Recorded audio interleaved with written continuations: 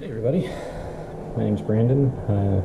You may know me as Berserk USA on Twitch or YouTube. Today I'm making a chicken curry with dumplings. It's a bit of an odd dish for most people when it comes to curries anyway. It's more like a soups than it is a curry dish. There's no rice, there's no potatoes, nothing like that. It's straight up served in a Dutch oven with dumplings on top. So hope you enjoy the video. It's going to be rather quick and straightforward because that's just the way I am.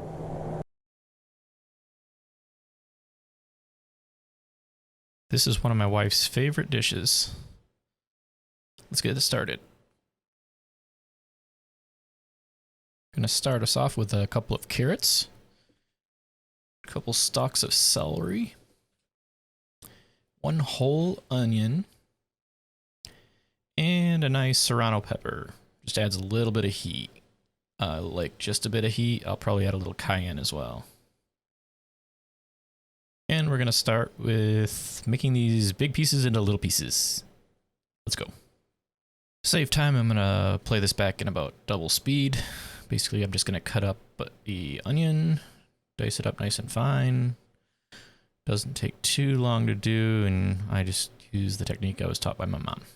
So pretty straightforward. We're gonna go ahead and repeat this process with the other half. Also gonna chop up the celery. Pretty straightforward. Just chop, chop, chop, chop, chop, chop, chop, chop, chop, chop.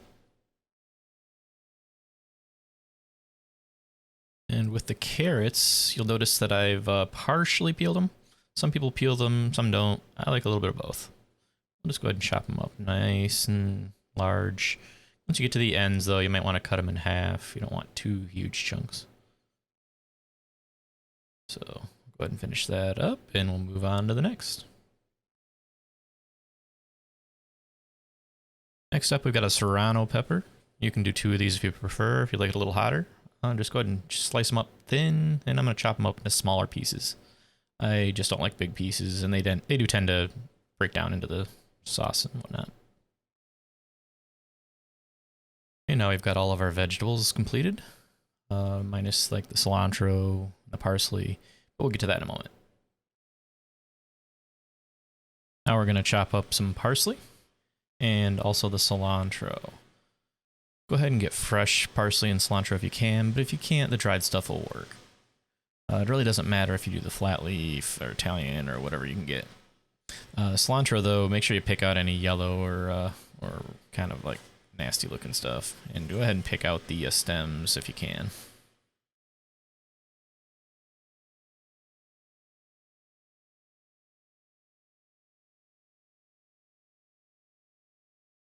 Next, we need 6 boneless, skinless chicken thighs. I love chicken thighs. You can use 4 if you get really big ones. Most of them are pretty small. You can use a couple more if you'd like to. Makes a pretty nice serving, though. Now, we're only going to season these before we bread them, so we're going to go ahead and liberally salt, pepper. I'm also going to add a little bit of garlic powder to mine, but I don't season the actual flour. It gets the rest of its flavor from the sauce, the curry.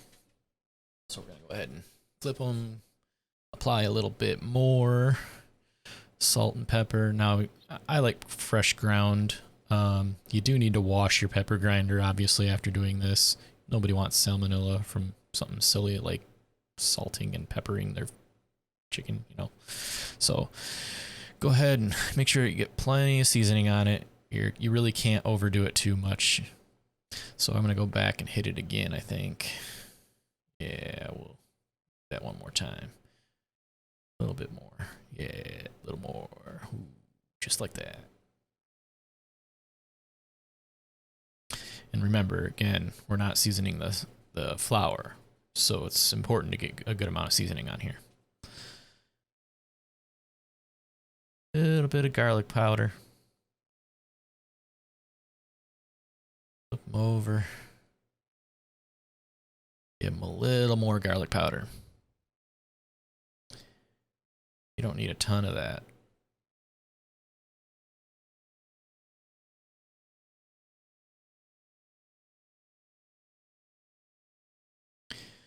Let's go ahead and dredge them little buggers in some flour now. Set them aside and get them ready to fry. Dredge them on up. Get these little guys out the way. There we go. Next one. Don't be afraid to get your hands dirty. You will want to wash your hands in between steps, though. Yeah, I know this is super exciting. Just watch for a moment as I work magic.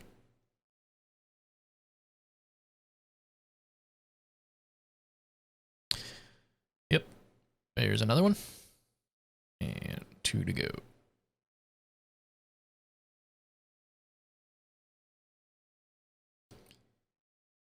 Last one. Got a little extra flour in there. That's okay, though. Boom. We got chicken.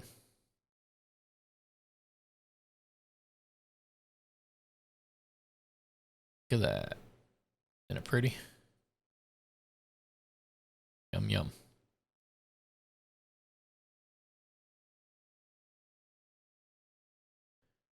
I'm gonna go ahead and move the chicken into the nice hot oil.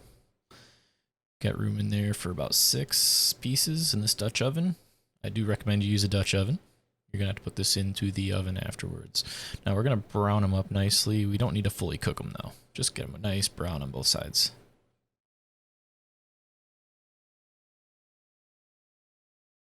Now we can see that the chicken is nice and browned on both sides. So we're gonna go ahead and remove it. Leaving a little bit of those morsels behind. That's perfectly good. We want those. Little itty bitty bits. Ooh, might stick a hair. That's okay. Just pull out what you can. Let the heat do its thing. And we're going to go ahead and start adding some veggies. Or all of them. Go ahead and get them in there. Mix them in. Don't use your hand like me. I'm an idiot. And we're going to simmer them suckers for a couple of minutes. Let them soften up a bit. Add in some of the curry powder. Couple tablespoons total. It's okay. This is going to stick to the pan a little bit. That's perfectly okay, though.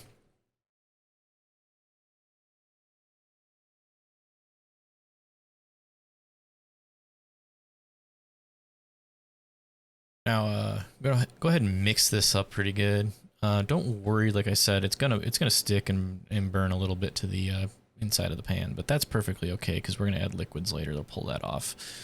I also add the cayenne at this point. The Serrano's nice, but the cayenne's just got this different heat that I like to add with it.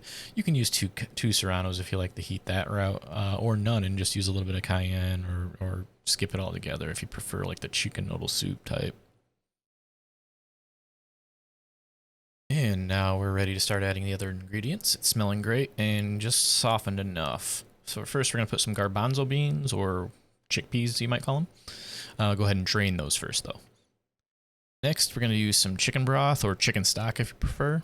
Just matters what flavor you prefer. I think here I'm using the broth.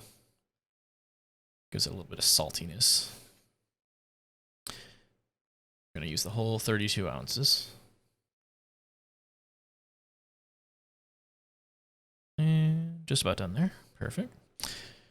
And we're going to go ahead and stir it up, get some of that nasty stuck stuff off that turns into delicious stuff.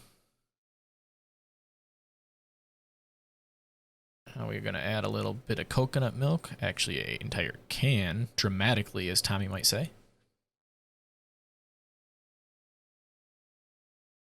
And put the chicken back in.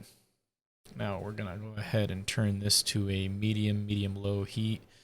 Let it get to a simmer and let it simmer for a little bit. Maybe about 10 minutes, I believe, is what the recipe calls for. Just until it's good and mixed and looks good. We're going to finish cooking it in the oven. But in the meantime, I'm going to go ahead and start working on the dumplings. We're going to add the dumplings in once the simmering is complete. We've got about 10 minutes to do so. That's about enough time.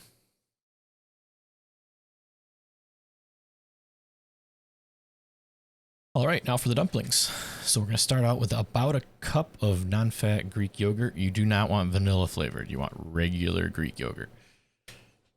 I add about a 1/4 cup of cilantro and parsley, not necessarily in that order. And we're gonna go ahead and add some salt and pepper to this as well. I just use salt, but I usually like pepper with mine too. Then we need just a little bit of baking soda, just a touch. I eyeball everything. So. That away for later.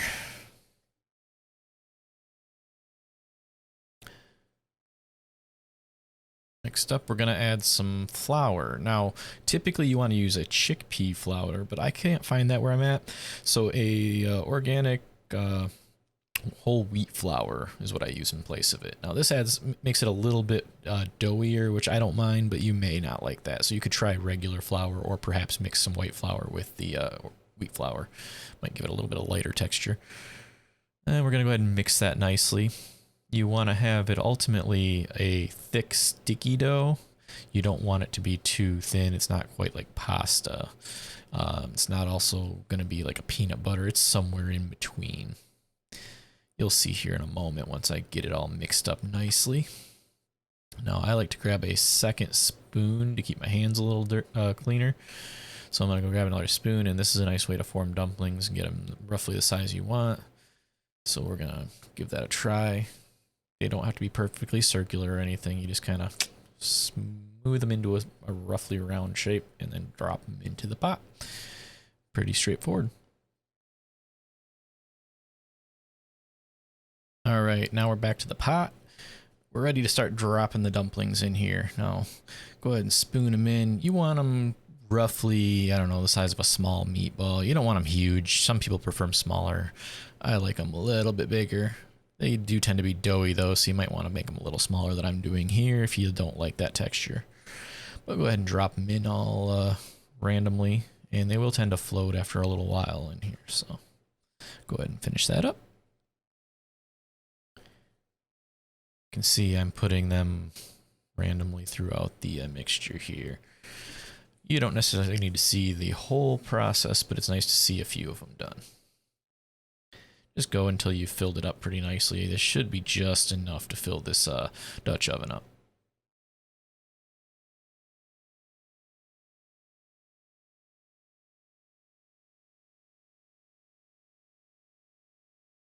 Once it's done, go ahead and pop it in the oven. So we're going to get our safety material gloves on here, put it into the middle rack of the oven, right around 350 degrees. Don't forget to turn the stove off for safety there.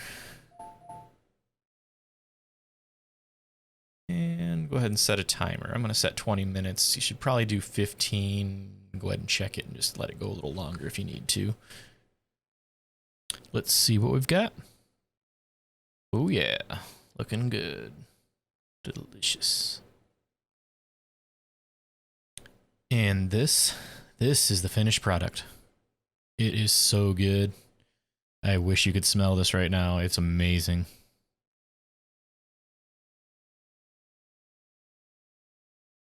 And this is for me.